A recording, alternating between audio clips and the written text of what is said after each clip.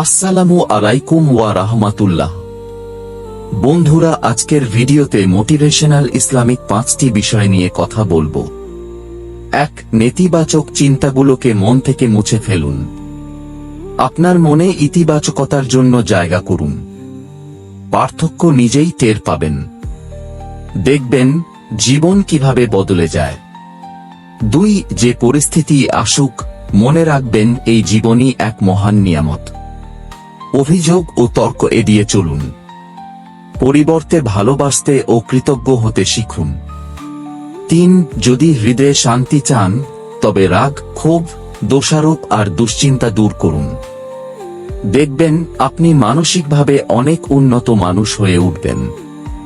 4. ভয়ে ভেঙে না পড়ে নিজেকে ঘুরে দাঁড়াতে সর্বোচ্চ চেষ্টা করুন। সর্বদা বিজয়দাতা স্রষ্টার উপর পূর্ণ আস্থা রাখেন। অন্ধকারতম সময়েও বিশ্বাস রাখুন, তিনি সব ঠিক করে দেবেন। 5. জীবনে সবকিছুই আছে, তবু কেন যেন সুখ নেই। কেন? কারণ প্রকৃত সুখ আসে বিশ্বাস ও আন্তরিক সম্পর্ক থেকে, কেবল বাহ্যিক অর্জন থেকে নয়।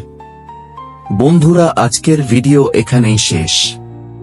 ভিডিওটি ভালো লাগলে অবশ্য লাইক, কমেন্ট এবং শেয়ার করতে ভুলবেন না।